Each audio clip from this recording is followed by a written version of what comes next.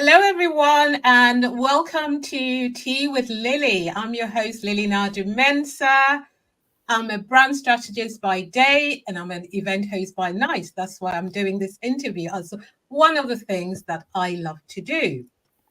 Now, I have a fabulous person here. His name is Tim Aker, and he's here to just tell us so much.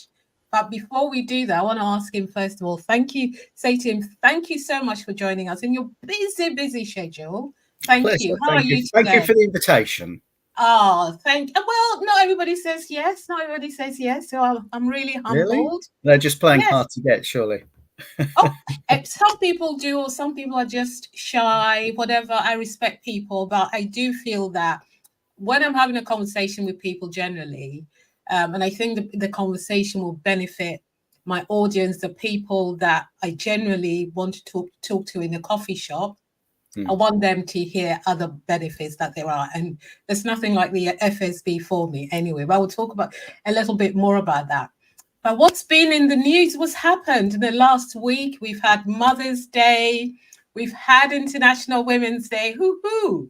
And on Sunday was Mother's Day. And Sunday night, it was Oscars night. And the frogs. You know, I'm all here for the frogs. I love the frogs. And there's this lady, Margot Robbie. She was in Barbie as well. Her dress, she never ever disappoints. So her dress, a lovely black one, and Ferrari's dress, that pink one. Oh my God, it was amazing. So those two frogs, they were from Versace, and then Bradley Cooper. You know, the one that always comes to the Oscars with their mom. Bradley Cooper and another chap called Coleman Domingo had bootleg trousers. What's happening? Tim, you're a man always very well dressed. What do you think of that? Well, it's sort of fashion matching the times, isn't it? Going back to the 70s. We're going back to the 70s with inflation, with unions striking and everything else. So we may as well join with the fashion too. But that was, from a great brand that I respect. And I'm thinking, that was from Louis Vuitton. Both of those flared trousers were from Well, Louis what they Vuitton. did is they got you talking. So mission accomplished. Yes, they probably thought, you know what? What's going to get you noticed? I know, flares. Flares, exactly. And here we are talking about them. Job done. I couldn't believe it. That was about a lot of other people were sort of very understated, so that was very good. But I enjoyed the Oscars, and I thought you were going to say something about John Cena's outfit. Who was he? Who's he? John Cena's the one that came out with the barely clothed, the wrestler. Oh, that one. His outfit. Oh, yeah. Oh God, I don't think I have my HRT medication with me. Let's not go there. I was watching. I was like, oh my God. Anyway, right. This is before the watershed. Let's carry on. And there was another girl, Regina King. Her dress was bright orange, Versace, very nice. And that's all the Oscar stuff I'm going to say, because we're here for important things. But before we dive into it, I want to talk about something. I just want to stop and say, as a Black woman in the UK, I've been really triggered by the information and stuff coming out about Diane Abbott. And I just want to say, sending her all the love, and all the Black women in the UK, all around the world, I'm sending you my love. Okay? We rock. Anyway, Tea with Lily is a space for informal discussions where we chat about topical issues over a cup of tea. Guests and the great and the good come and join me on the magic sofa, and we talk about... Which category do I fit into that? Great or good? Great and the good. You're great and you're a good person. Answer. And cheers for that. Now, but we're going to... I've got Lemsip. Oh, Tim, guys, Tim has a very bad throat today, so I'll try and be kind. I'm trying to win the sympathy points early on, you see. You've already won me over, so I'm sure everything else will be perfect. Today we're going to talk about the budget and the review. We're going to review what the Chancellor's budget has in store for UK business, and also I think normally the FSB tend to be very involved in some of the conversations. And Tim is from the FSB. which is the Federation of Small Businesses. And he's going to share with us various ideas and even how to keep us going for the next 12 months and beyond. So, Tim, welcome again. Welcome to the Magic Sofa. And what are you drinking, by the way? Lemsip. Oh, yes. Apart from what's in your Lemsip? Water and Lemsip. Water and Lemsip. Water and Lemsip. Water and Lemsip. Okay, I have some water, but I've got some other things in there. But it's all above board. It's a lemon and lemon and mango in my water. Whoever is watching, those watching, please let us know where you're watching from. Just put it in the comments and we'll try and give you a big shout out, because I know many people watch from all over the world. So welcome. And if you're watching on replay, also welcome again, and comment where you're calling from. So Tim, what does the FSB do? Well, the Federation of Small Business was established 50 years ago. It's our 50th year.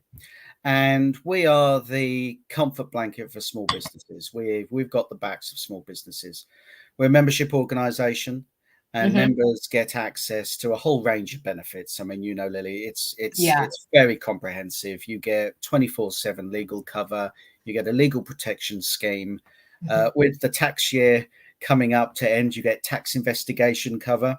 And we've got a member in London who, through our tax investigation defence mechanism, saved over £400,000. Wow! The revenue went for her, and with our cover, she got a lot of help. If the revenue had their way, she would have been ruined. That's it, really. Anyone that's given a tax bill of £400,000, I think, would panic. But she did the right thing, called up the Federation, got the right advice, and was taken care of. And you know, that just shows how far the membership can go. There's all sorts there. The more you get out of it, the more value you get. So we've got all of the I said I'd waive the benefits booklet prop that I've got with me. You know, it's a case if your businesses have faced incredibly difficult years. So over the past 4 years, it's been remarkably difficult. And we're there to help businesses get off the ground. I mean, you've got access to a legal portal, a legal hub, where you've got nearly 1,000 legal template letters. I mean, how important is that? You know, if you're starting up and you go to a solicitor for terms and conditions, for contracts and so on, you're paying God knows how much each time.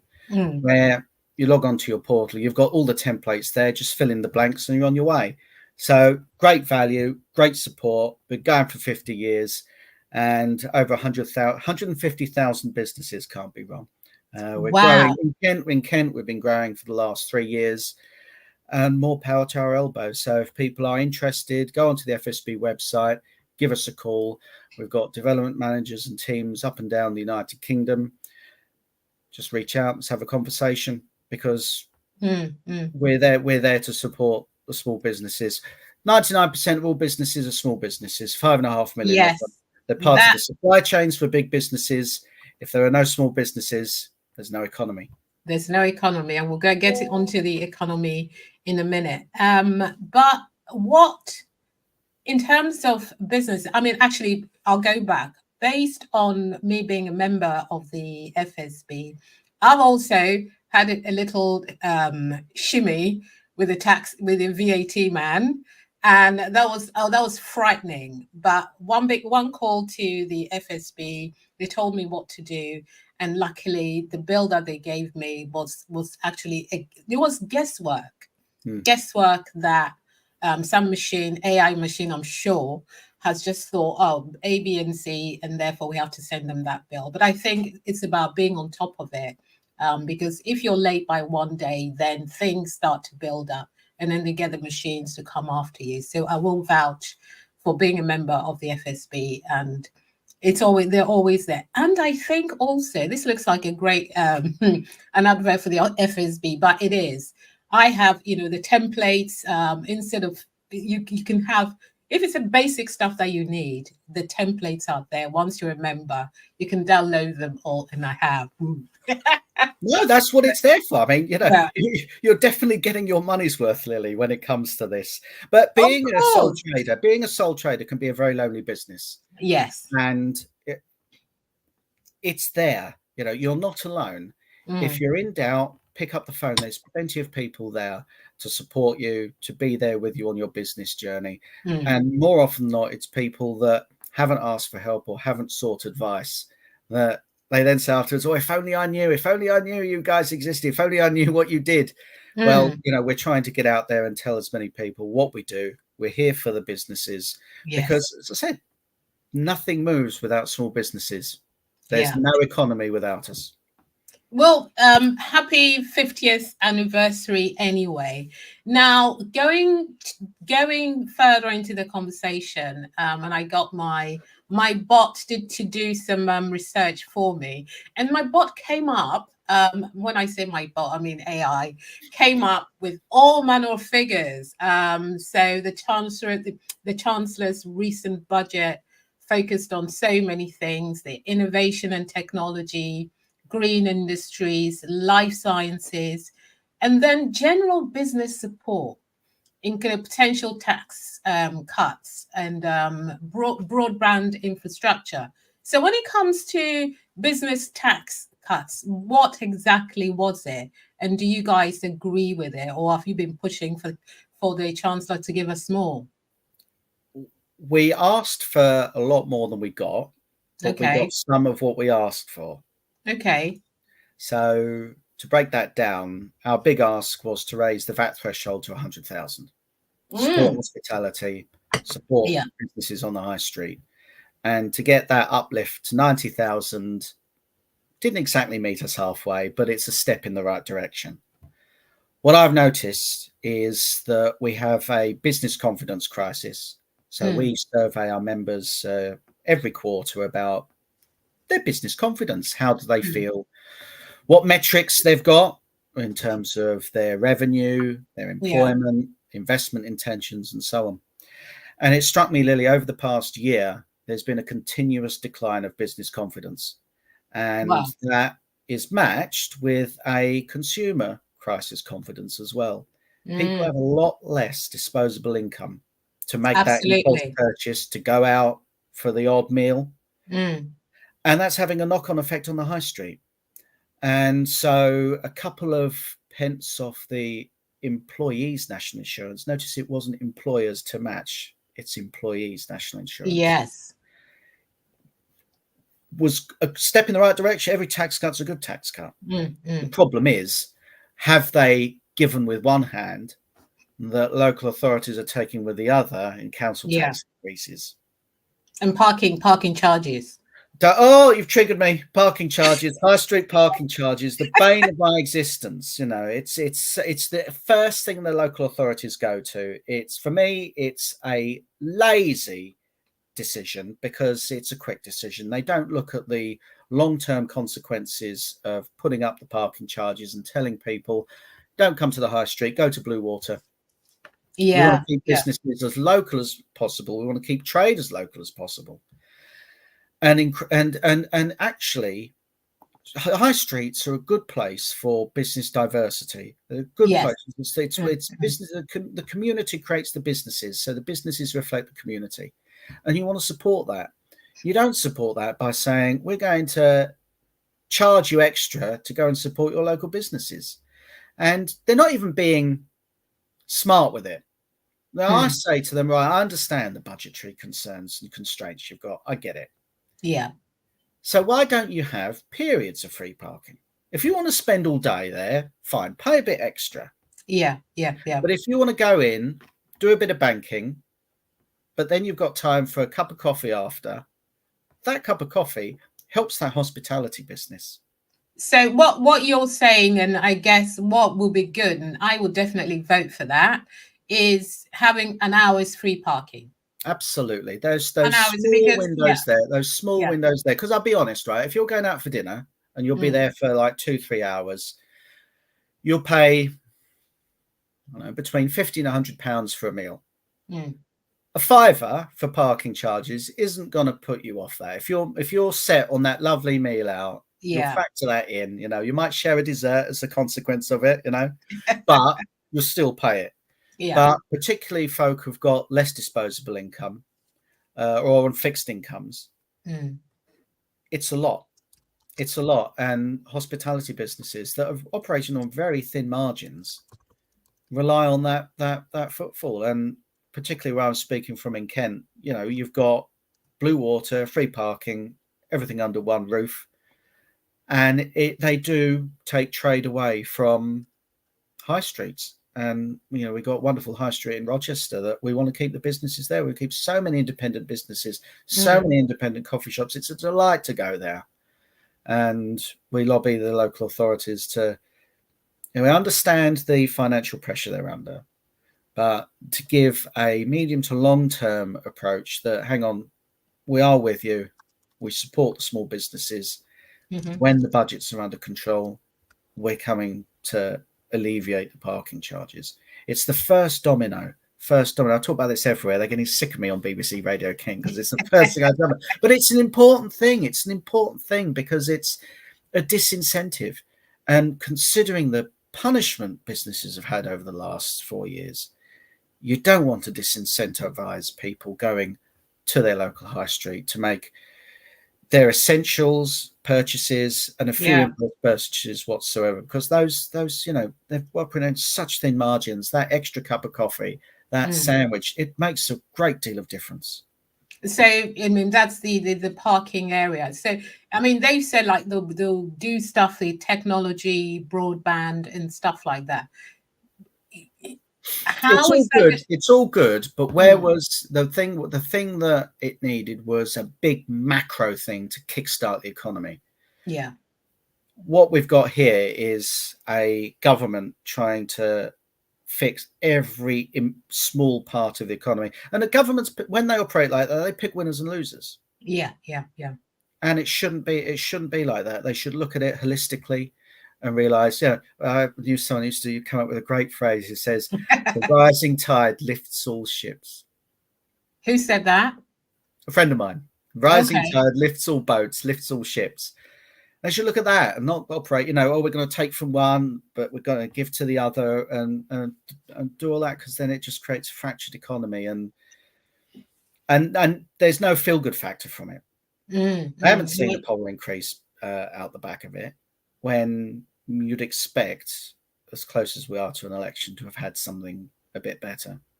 Yes, and I think business people, are, like you say, 90% of businesses are made up of small businesses. When you say small businesses, how much is it? 10 million, up to 10 million? Is that what a small business is?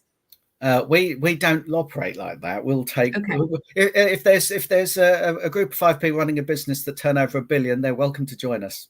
We look at the employee numbers. So we operate fewer than 250 employees.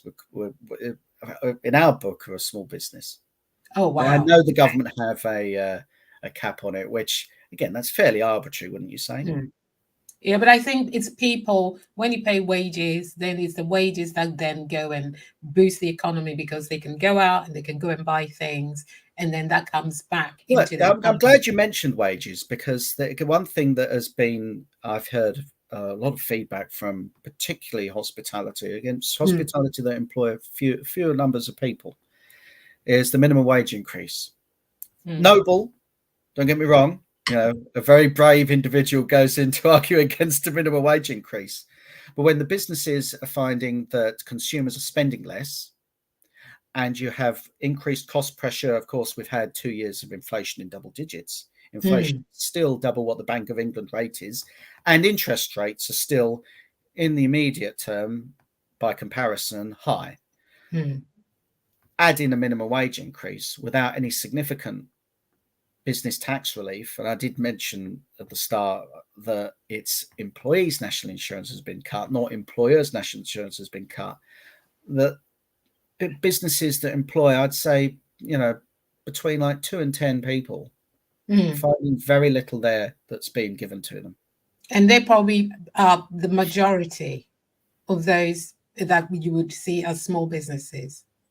Particularly. Yeah. So they'll be we've got a lot of sole traders as well. Again, but lots in there for sole traders.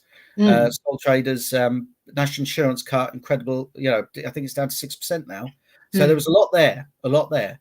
But it goes again, if you've got a budget that picks winners and losers. Oops. Sorry. Don't know what's happening here. Let's keep going. Let's keep going. We're here. We're live. There we go. We're back online. I don't know what happened. There we go. That's better. Carry on. I was saying, if you do budget where you pick winners and losers, the winners seldom cheer, but the losers feel the pain. But if you're looking at the economy and the employees, they'll be slightly happier because, for instance, your people are the people that run your business for you, make your business run, whether it's a sole trader or whether it's an employee. And I was speaking to a colleague of mine the other day, and I said, everything has doubled in price because pre-pandemic, my cucumber was 39p. Now, depending on whether it's Tesco's or Lidl, it's 79p or 85p. And things have doubled in how people are managing, especially food. If you want good quality food, everything has gone right up. So I'm sure the employees will be. That's why there's so much pressure on the employers to pay more, but that cuts into the profits, doesn't it? It's a very fine balancing act.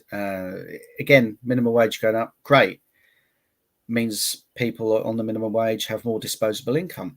However, interest rates have gone up. If they've got a mortgage or they're renting, chances are that's gone up as well. Yes. We're in a technical recession. Okay. Can you explain what that is, please? A technical recession is 2 quarters of the most ridiculous phrase in the world, negative growth. Yes. So essentially, in 2 consecutive quarters, the economy has contracted. So in those conditions, people are more likely to save because the economy is not doing great. If it's doing well, they'll spend a bit more. Again, it's a self-fulfilling prophecy. If it's not doing well, you won't spend as much, but you need to spend more to make it do well. Yeah, exactly. It's an investment. That's what investments are. Yeah, but again, it's if you look at, particularly with the mortgages, there's the middle income squeeze now, and when that happens, it hurts the consumer trade because people are dining out less, they're going out less. And the knock-on effect of that, the hospitality is really struggling. Yeah, and that goes back to. And then they're putting their prices up. Yeah, I'm sure. We have a comment here. Sainsbury's is 90p each. The cucumber is now 90p each. Well, I'll tell you for this. We use a farm shop, and you'd think farm shop be incredibly expensive. There's organic chicken. You get one from a well-known supermarket, will cost you £12. These ones, organic, free range, £7.50. Everyone thinks because of ease, it go to a supermarket. Yeah. But you go to the farm shops, greengrocers, local butchers. Yeah. Quality's better, but the price you'll find they are more competitive now. And that reputation of being more expensive, no, if you shop around, but most of the time, who's got time for that?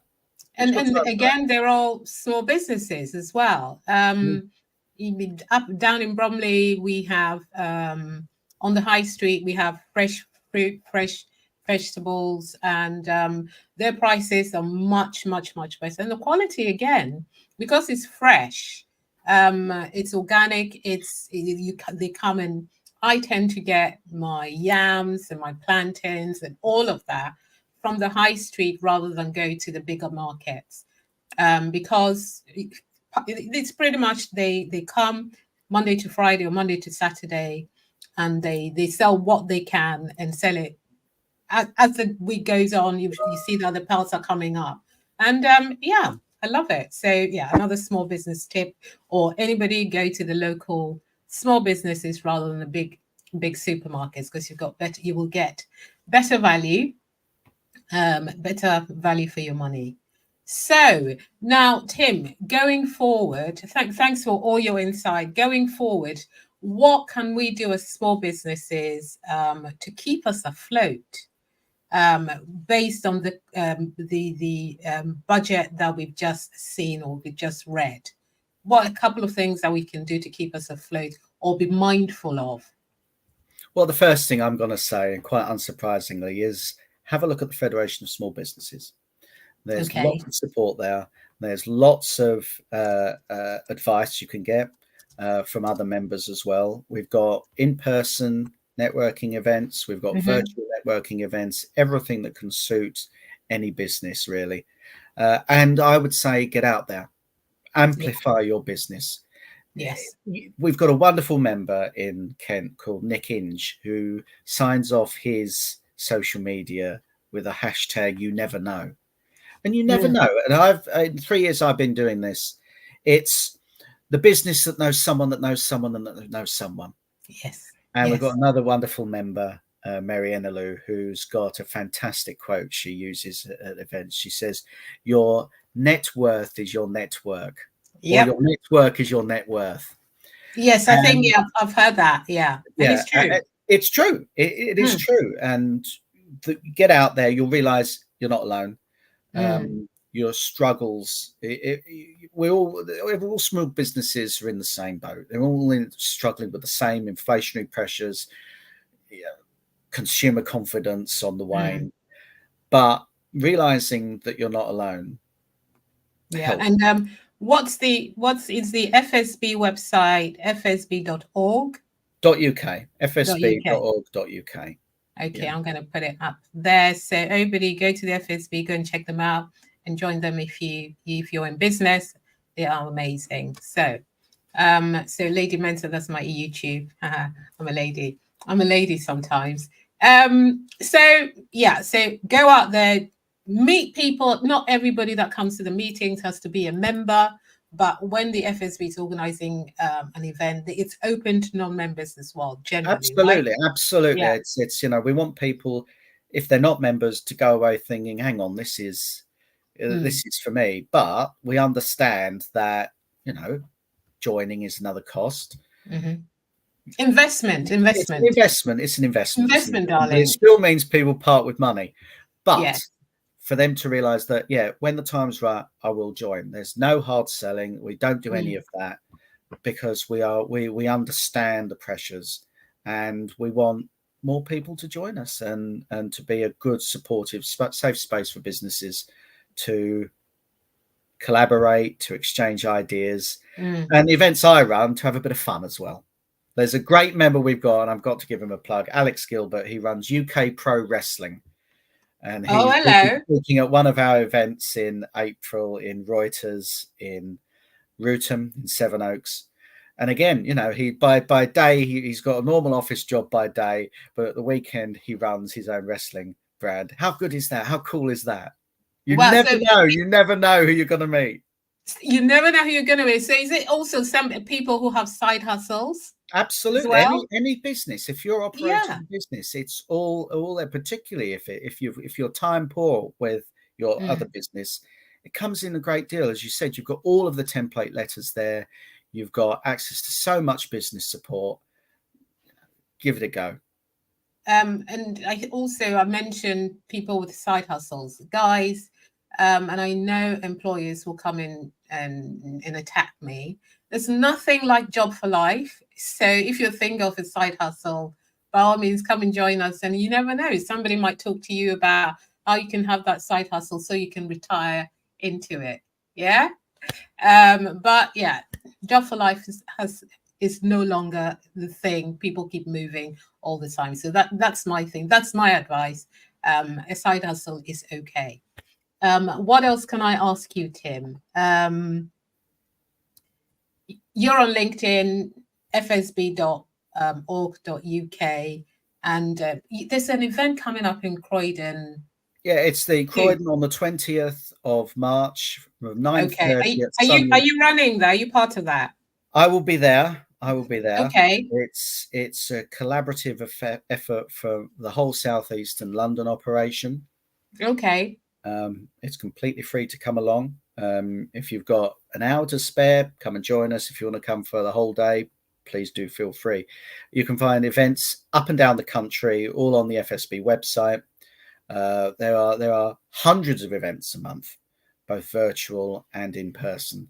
So whichever takes your fancy, just come along. Open to members and non-members. The more the merrier.